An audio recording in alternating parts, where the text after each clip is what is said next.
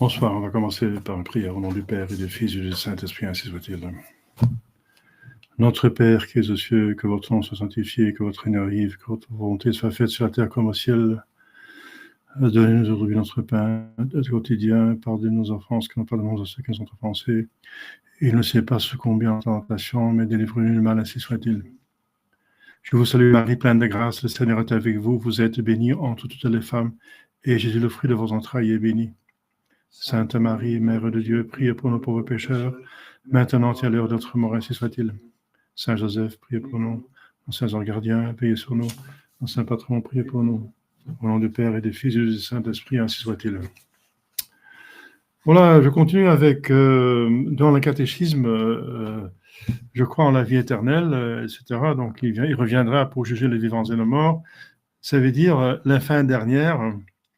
Et je développe parce que, comme je vous ai dit déjà plusieurs fois, l'Écriture sainte est répétée par l'imitation de Jésus-Christ. La tradition dit que le moyen le plus fort pour ne pas pécher, c'est penser à ces fins dernières. Et ça veut dire que ça donne le ciel. Si on ne pêche pas, surtout pas mortellement, on a le ciel, donc c'est très important. Donc c'est la motivation ultime pour ne pas pécher, pour faire le bien. La mort, le jugement, le ciel et l'enfer. Alors, on était au jugement particulier. On avait vu la dernière fois l'âme du pécheur dépouillée des dons surnaturels.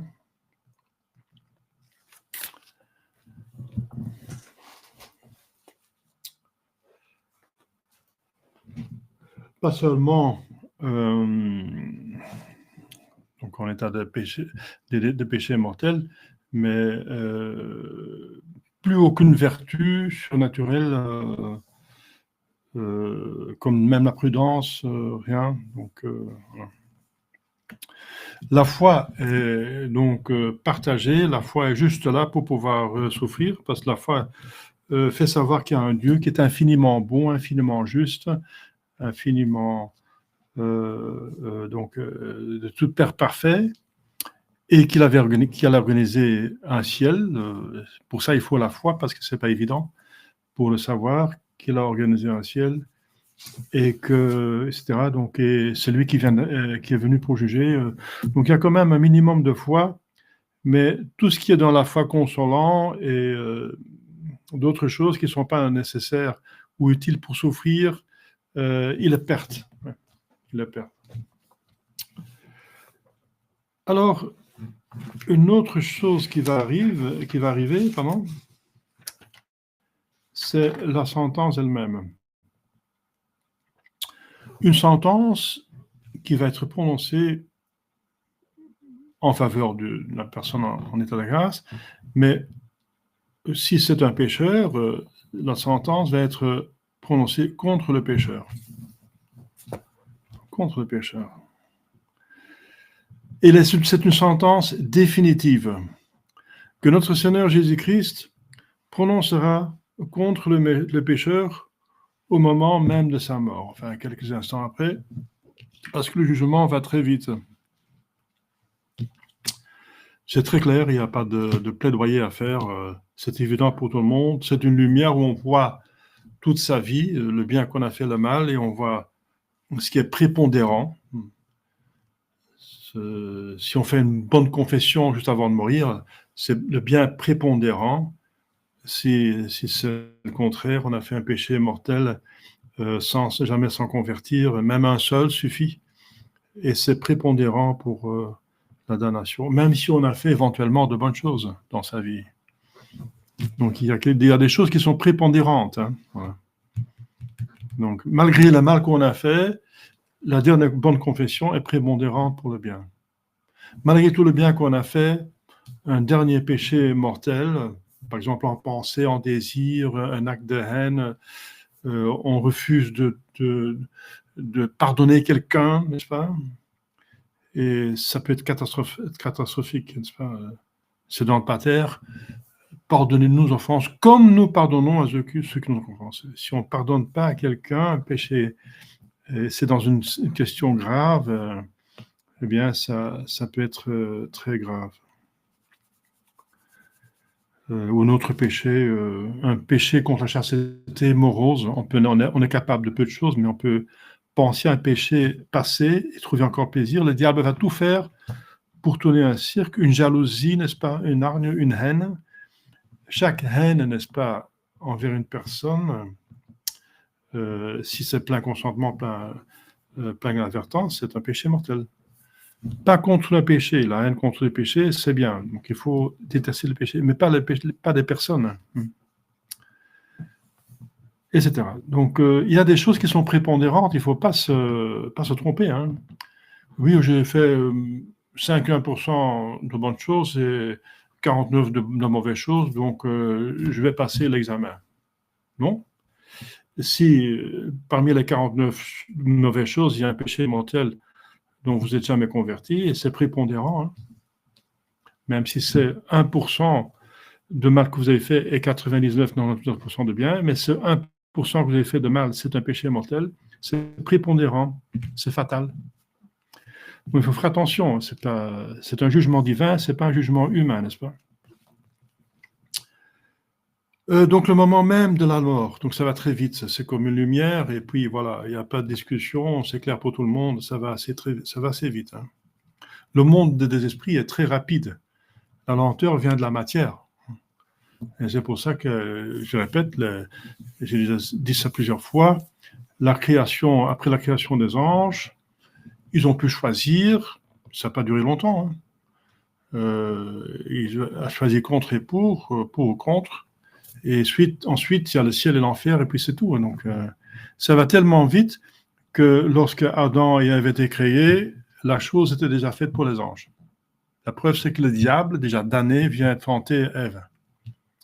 Et il a été créé juste avant, parce qu'il a été créé le premier jour. Saint Augustin dit que cette phrase dans la Bible, la Genèse, la première phrase, au commencement, Dieu créa le ciel et la terre, eh bien, le ciel qu'il créa inclut donc les anges. Donc, au début, il créa le ciel et les anges. Voilà. Et les anges étaient créés au début, et donc ça allait très vite. Pour l'homme, on est déjà occupé avec la rédemption, avec faire le choix, n'est-ce pas, et même procréer. Les gens étaient créés tous en même temps, et l'homme pas, n'est-ce pas, parce qu'il y a la matière, justement, le corps qu'il va générer, génération en génération, ça dure des siècles, des millénaires, n'est-ce pas, etc. Donc aussi, la rédemption dure des millénaires, c'est déjà 2 millénaires que ça dure. C'est à cause de la matière, donc du corps, voilà. Donc, mais là, puisqu'on était après la mort, nous sommes esprits, comme les anges, ça va très vite. On a quitté le corps. Et Jésus lui-même a dit, après la mort, vous serez comme des anges. Voilà. Oui, on est un esprit sans corps, donc les anges sont des purs esprits, sans corps, et nous serons comme eux, n'est-ce pas? Donc, première chose à considérer, c'est que d'une voix comme intérieure et terrible, c'est pas quelque chose, une voix comme nous la connaissons, parce qu'il n'y a pas de corps. Donc, c'est pas une voix normale, c'est une voix que l'esprit comprend sans le son, n'est-ce pas? Dieu est capable de faire ça. Ce sont des locutions intérieures, comme on dit. D'une voix intérieure, mais terrible, il lui, donc le pécheur, le Dieu Jésus-Christ, parce que c'est lui qui viendra juger les vivants et les morts, notre Seigneur Jésus-Christ, la miséricorde incarnée, n'est-ce pas? Et là, sur la justice incarnée, il, lui, donc Jésus sera lui, le pécheur, fera entendre ces seules paroles dont il foudroyera au jugement particulier et même universel tous les réprouvés. Au jugement universel, il va dire, c'est dans l'Écriture sainte, c'est dans Matthieu 15, « Retire-toi de moi, maudit, va au feu éternel qui a été préparé pour Satan et pour ses anges. » il y a beaucoup de choses dans cette phrase. Retire-toi de moi, c'est la damnation, donc pas de vision béatifique. Au feu éternel, c'est la souffrance des sens, qui a été préparée par Satan. Ça veut dire que vous aurez encore à souffrir des autres personnes dans l'enfer qui vous détestent, qui vont vous faire souffrir encore plus. Hein. Et pour ces anges. Fuis loin d'ici, abominable pécheur, qui ne mérite pas de rester en ma présence. Dit donc le père Dupont, hein, pour expliquer un petit peu la phrase. C'est comme notre Seigneur Jésus-Christ dirait cette explication. Tu ne mérites pas de rester en ma présence, ni d'entrer dans ma gloire. Va-t'en au feu éternel que méritent tes péchés. C'est éternel. Éternel. Pourquoi? Parce que le péché mortel a une malice infinie. Et puisque, donc, si la malice est infinie, la punition doit être quelque chose d'infini. Et puisqu'une créature n'est pas capable, puisqu'elle est déterminée, elle est limitée, je veux dire, elle est limitée. Elle n'est pas capable de souffrir une souffrance d'une intensité infinie, parce que le limité n'est pas capable de capter l'illimité, l'infini. Le seul moyen pour satisfaire l'infinité du malice, c'est dans la durée. Donc, la durée sera infinie, et c'est cette infinité de la durée qui va payer l'infinité de la méchanceté du péché mortel.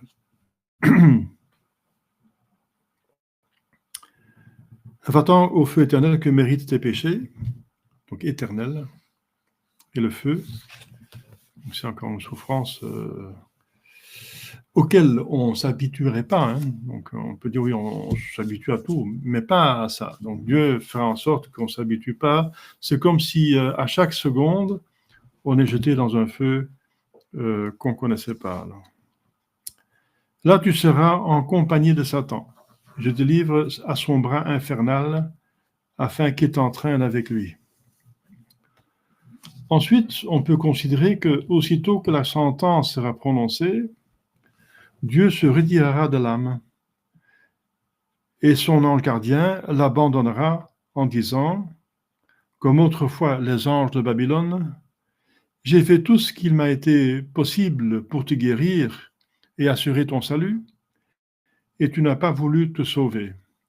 Je t'abandonne au pouvoir de celui qui me vengera du mépris que tu as fait de mes avertissements.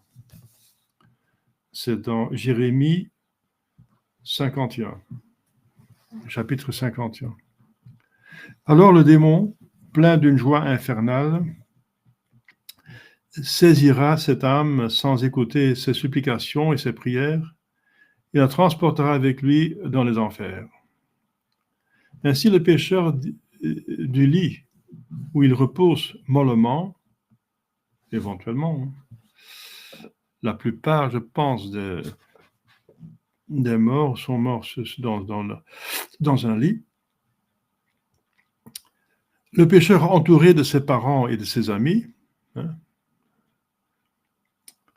le cas se produisant, et où il meurt d'une mort en apparence heureuse et paisible, parce que les gens ne savent pas comment est la situation de sa conscience. S'il n'a pas été un pécheur public, en tout cas. S'il a été pécheur public, on peut craindre le pire, hein, mais ce n'est pas toujours le cas. Et cet homme, ce pécheur, descend en un instant dans l'abîme, passant d'extrémité des biens temporels à l'extrémité des maux éternels. Ça, c'est dans Job 21. Job, encore un livre de l'Ancien Testament. Oh, que sentira cette âme à son entrée dans l'enfer lorsqu'elle verra ce qu'elle a quitté et ce qu'elle trouve. c'est-à-dire un lit de feu, la société des démons et les autres tourments, sans aucun espoir de délivrance. Les autres tourments, ce n'est pas seulement les démons, mais aussi les autres âmes qui sont damnées, et peut-être des âmes, certainement des âmes qui se connaissent. Parce qu'on ne se damne pas tout seul, comme on ne se sauve pas tout seul. On entraîne toujours des âmes vers le bien. Si on fait le bien, on va vers le mal si on fait le mal. Parce qu'on pêche souvent ensemble aussi. Et alors, on va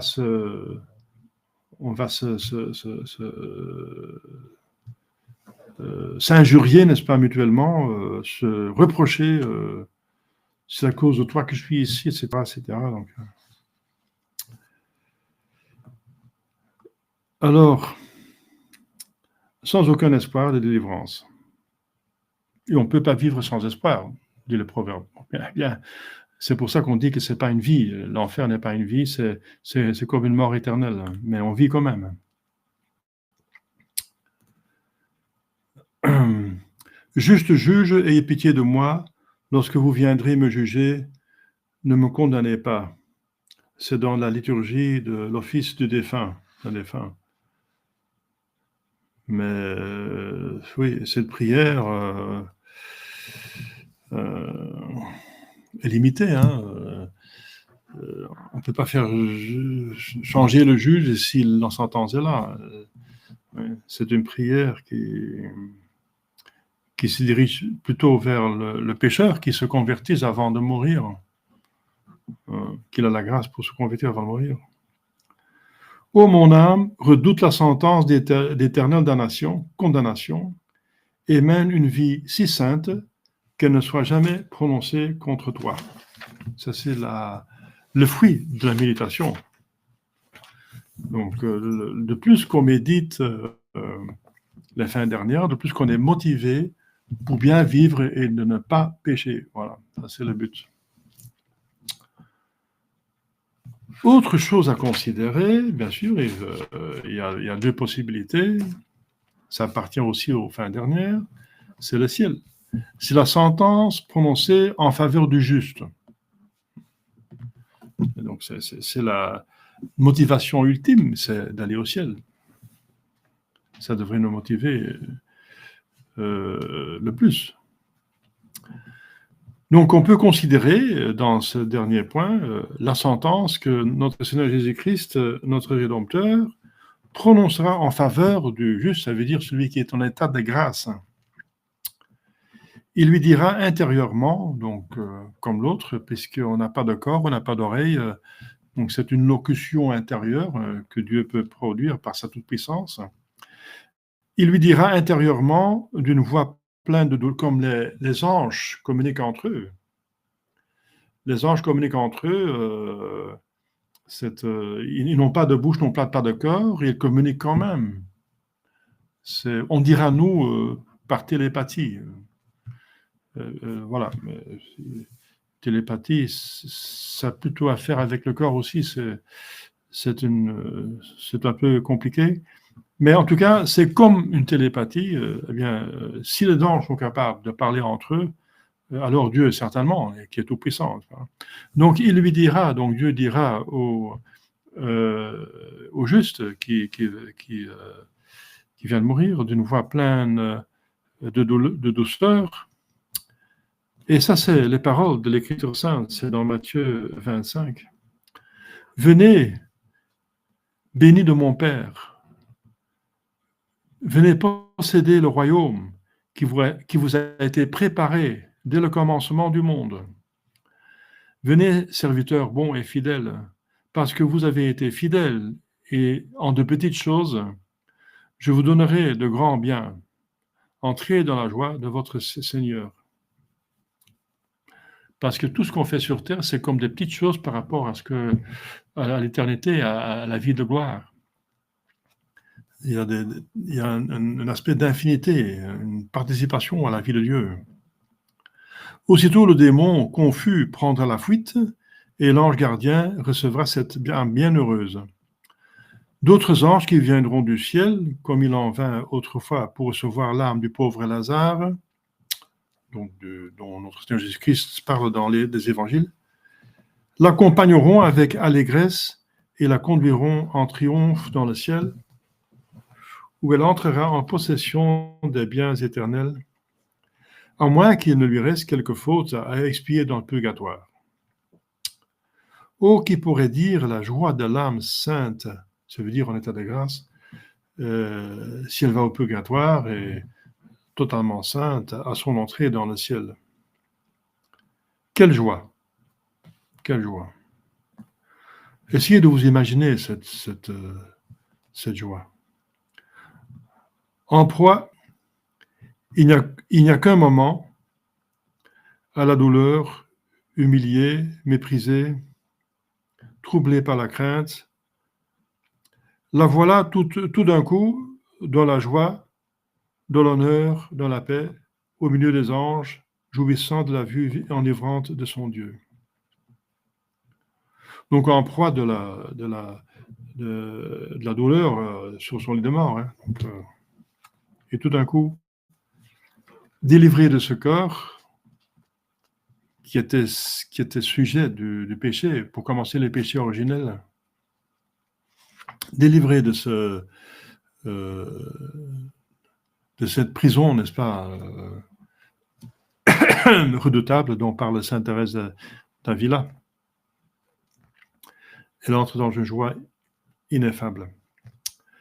Je comparerai le bonheur des justes avec le malheur des méchants. C'est un contraste très grand. Hein. C'est comme la lumière et les ténèbres, comme le noir et le blanc. La mort des pécheurs, dit le psalmiste, est très funeste. Elle est la fin de leur délice, délice sur terre, et le commencement de leur tourment. C'est dans Psaume 33. Au contraire, la mort des justes est précieuse aux yeux de Dieu. Elle est la fin de leur souffrance et le commencement de leur repos. Ça, c'est dans Psaume 115. Cette pensée m'excitera à ne rien négliger pour mériter une bonne mort et un jugement favorable. Elle sera pour moi un puissant motif de m'exercer à la pénitence et à la pratique de toutes les vertus, espérant que le souverain juge en usera alors envers moi selon sa miséricorde, si je n'en abuse pas pendant ma vie. Je terminerai par un colloque à la très sainte Vierge Marie, non pour lui demander qu'elle me protège dans cette circonstance, car l'âme, une fois sortie du corps, il n'y a plus d'intercession ni de grâce à espérer, et la miséricorde fait place à la justice. Mais afin que dès à présent, elle emploie tout ce qu'elle a de crédit auprès de son Fils, pour m'obtenir une sentence de pardon et pour me la faire mériter par de saintes œuvres. À cette fin, je dirai avec ferveur les paroles que l'Église a ajoutées à la salutation angélique, l'Ave Maria, ou celle qu'elle chante en une de ses hymnes, Marie, Mère de la grâce, Mère de clémence, protégez-nous contre l'ennemi et recevez-nous à l'heure de la mort. Maintenant, vous comprenez pourquoi c'est tellement important, cet ajout que l'Église a fait. Priez pour nous maintenant et à l'heure de notre mort, ainsi soit-il. Vierge puissante, vous êtes l'avocate des pécheurs, priez pour moi auprès de votre Fils, par votre intercession, apaisez son courroux, obtenez-moi le don d'une vraie pénitence avant que le temps du repentir soit passé.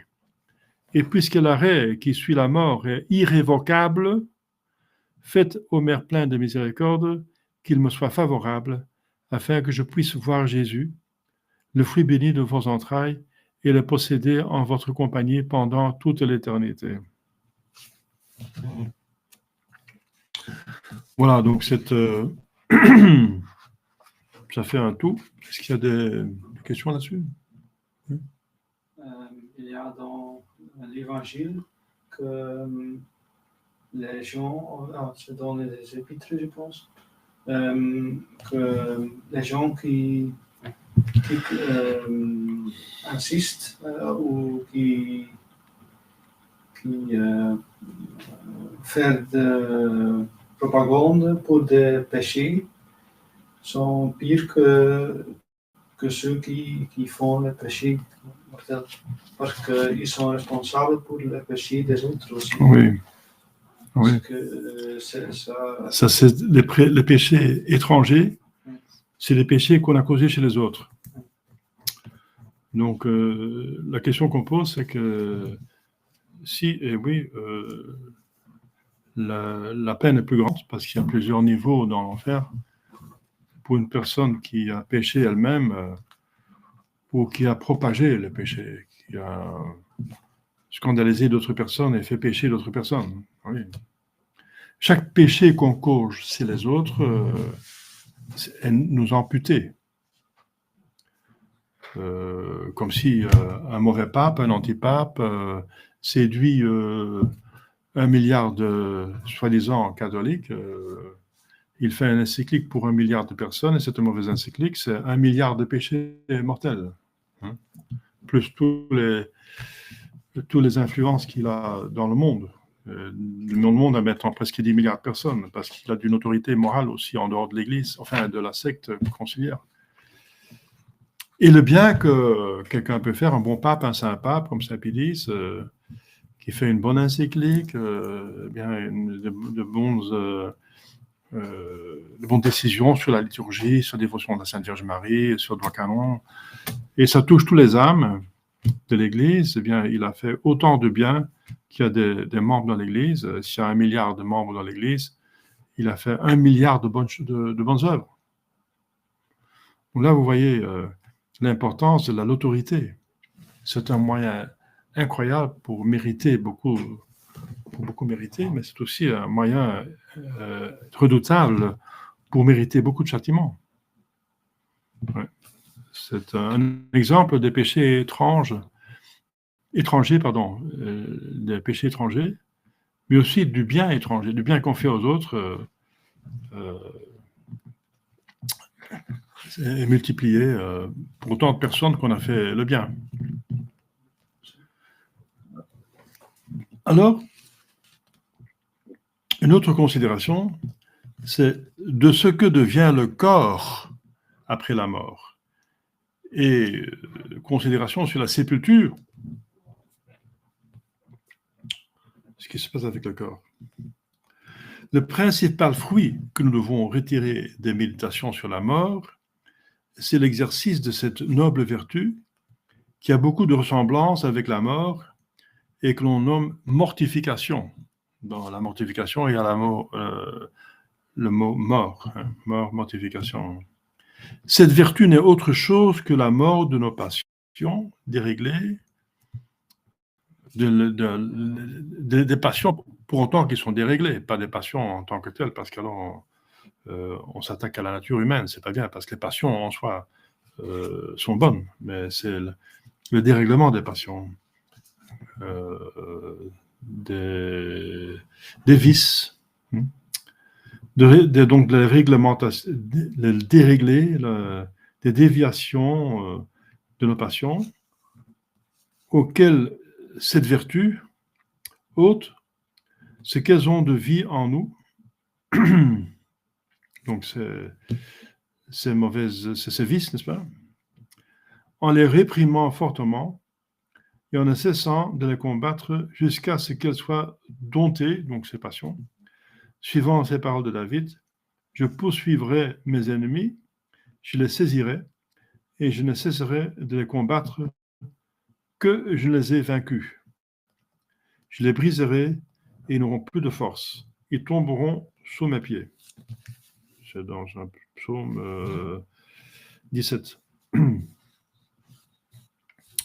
Saint Ambroise, donc le père d'église de Milan, de la ville de Milan, exprimant la même pensée, dit que la vie du juste est une imitation de la mort, parce que son principal soin est de faire mourir sa propre chair et sa propre volonté. Ça veut dire la chair pour autant que, dans ce sens que la chair, c'est les tendances du corps pour séduire et entraîner l'âme dans le péché. C'est ça, la chair. c'est pas notre corps en tant que tel, parce que le corps en tant que tel, c'est un don de Dieu, c'est une créature de Dieu, donc il est bon. Mais c'est pourtant qu'il y a donc une déviation, un tard. Faire mourir sa propre chair, donc ce qu'il y a de charnel, n'est-ce pas, de pécamineux, de tendance pécamineuse, et sa propre volonté, qui va contre la volonté de Dieu, en leur refusant ce qu'elle souhaite de déraisonnable, jusqu'à ce qu'il ait étouffé dans l'une et dans l'autre, donc de la chair et de la propre volonté, toutes les semences du péché. C'est dans saint Ambroise, son livre concernant la bonne mort. Il accomplit par là le précepte que saint Paul donne aux fidèles. Considérez-vous comme morts au péché et ne vivant plus que pour Dieu. Si vous êtes morts avec Jésus-Christ aux choses de ce monde, ne touchez pas pardon, ne touchez pas à ce qui pourrait causer votre perte, mais faites mourir les membres de l'homme terrestre qui est en vous, la fornication, les mauvais désirs, l'avarice et les autres passions vicieuses qui règnent dans votre chair. C'est dans la lettre aux Romains 6 et la lettre aux Colossiens 2e chapitre. L'image et le modèle de cette mortification, c'est la mort du corps. Ainsi que nous allons le voir dans la méditation présente, qui a pour fin principale l'imitation de la mort. Principale l'imitation de la mort du corps doit être imitée dans la mort de tout ce qui est mauvais en nous, du vieil Adam, comme dit saint Paul ailleurs. Adam en nous doit mourir, ça veut dire l'homme pécamineux en nous, et Jésus doit croître, ça veut dire l'homme vertueux doit grandir en nous. Ce sont des images, hein, donc bien sûr. Mais c'est quand même quelque chose de réel dans la vie spirituelle. Et quoi que nous procédions par les affections de crainte, puisque c'est une passion très forte, la crainte, qui peut être nous aider dans le bon sens, les affections de la crainte, parce qu'elles conviennent davantage à la voie purgative, c'est la première voie, le premier combat qu'on doit livrer quand on est converti, la voie purgative. Toutefois, les affections d'amour sont de leur nature plus efficaces, puisque l'amour, selon l'Écriture, est fort comme la mort et invincible comme l'enfer. C'est dans les Cantiques, chapitre 8e. Il renverse, il détruit, il anéantit tout ce qui lui résiste. Donc l'amour, hein. Ainsi que nous le verrons en son lieu, donc plus tard. L'amour en soi, c'est la force la plus grande, la plus forte de l'univers, mais encore, il faut être à son hauteur. Il faut faire à son hauteur. Il faut être à son hauteur. C'est aussi la motivation pourquoi Dieu a agi, a créé, et nous a sauvés, a organisé le ciel. C'est par amour, c'est par bonté. Dans le cours de cette méditation sur la mort du corps, nous mettrons en pratique une manière de méditer très utile qui consiste à spiritualiser les choses extérieures que nous voyons par les sens pour en tirer des règles de perfection applicables aux choses intérieures, donc de l'âme. Donc, première considération, l'état du corps après la mort. On peut considérer en quel état le corps se trouve après la mort. Bien, pour ceux qui ont vu déjà des cadavres, des dépouilles, n'est-ce pas, après la mort de quelqu'un envers laquelle ils ont une personne envers laquelle ils ont une obligation. Alors, à saluer le corps éventuellement dans le mortuaire, dans le mortuarium, des pompes funèbres. Et quoique le corps est présenté le plus possiblement possible, on voit quand même que ce corps est vide. C'est pour ça qu'on ferme les pupilles, pour ne pas regarder dans des yeux qui n'ont pas d'âme, qui n'expliquent pas d'âme, parce que c'est très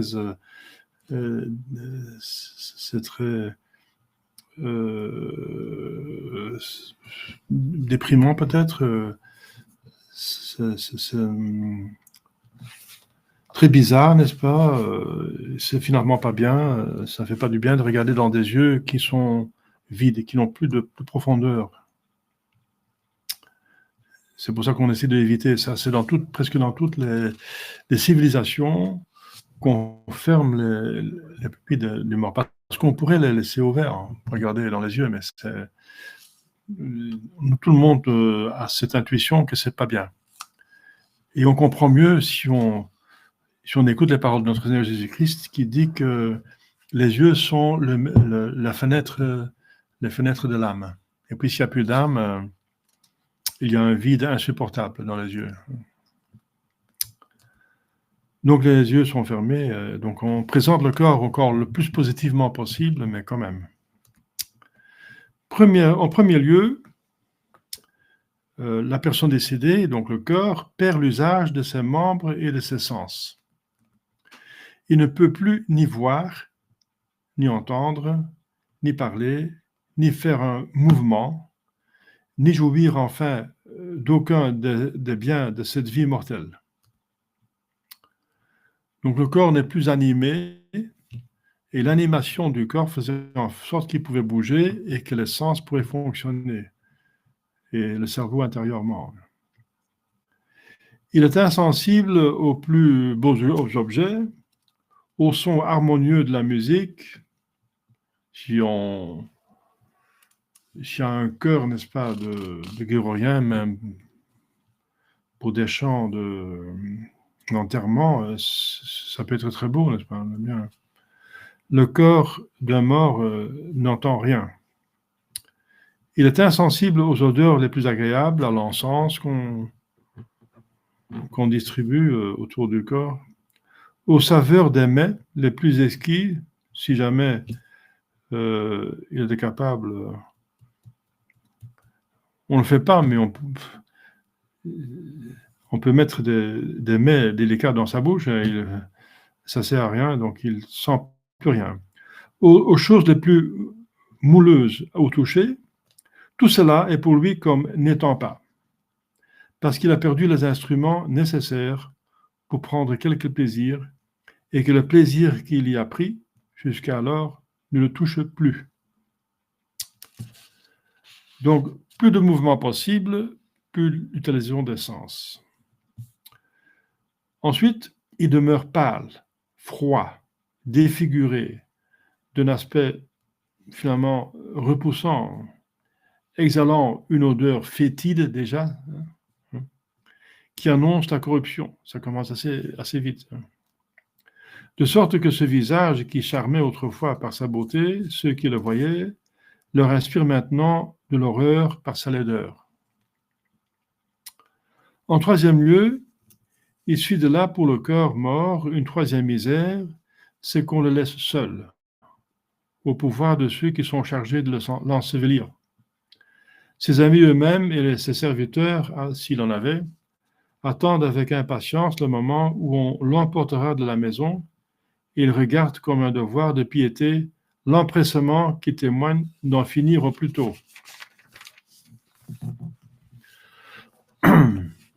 C'est-à-dire parce que maintenant, on a des frigidaires pour les dépouilles, mais en l'époque, on ne l'avait pas.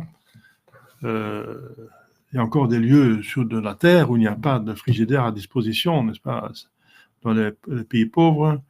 Donc, et quand il fait chaud, il faut enterrer le plus vite possible pour empêcher la corruption, n'est-ce pas? qui est insupportable.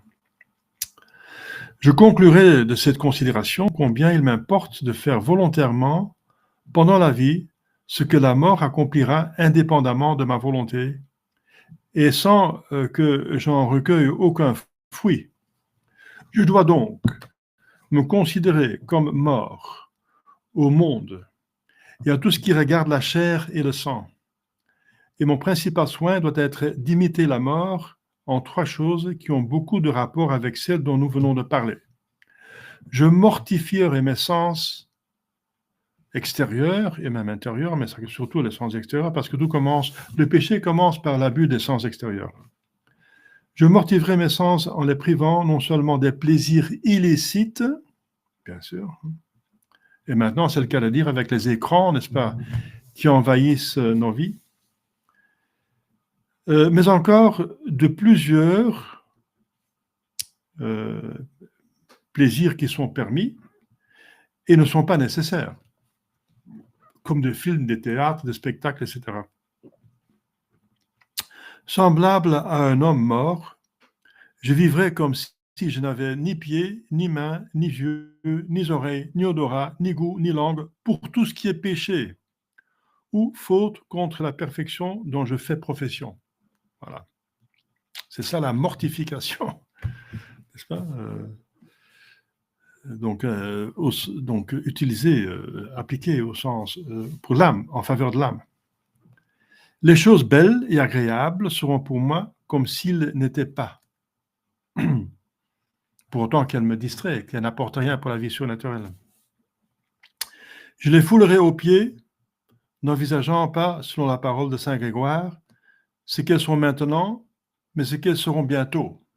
Saint Paul lui-même dit que tout ce qui semble beau sur terre est comme du fumier par rapport à ce qui nous attend dans le ciel. Voilà. Donc il ne faut pas s'attarder aux choses belles sur la terre, il faut s'occuper de mériter pour le ciel. C'est ça la chose à faire, si on prend les choses au sérieux. Que l'on recouvre la chair d'or et de soie et ne change pas de nature. Or, la chair n'est qu'une herbe qui se dessèche rapidement et toute sa gloire passe comme la fleur des champs. C'est dans Saint Grégoire. C'est dans Isaïe, chapitre 40e, dont parle Saint Grégoire dans son homélie 13e. Donc, homélie en expliquant les évangiles de cette parabole. Enfin, je dois m'attacher à la vertu avec tant de générosité que comme un mort ne se plaint pas d'être abandonné de tout le monde, un cadavre ne se plaint pas, il me soit indifférent d'être délaissé ou de devenir un objet d'horreur comme serait un mort ou un homme crucifié.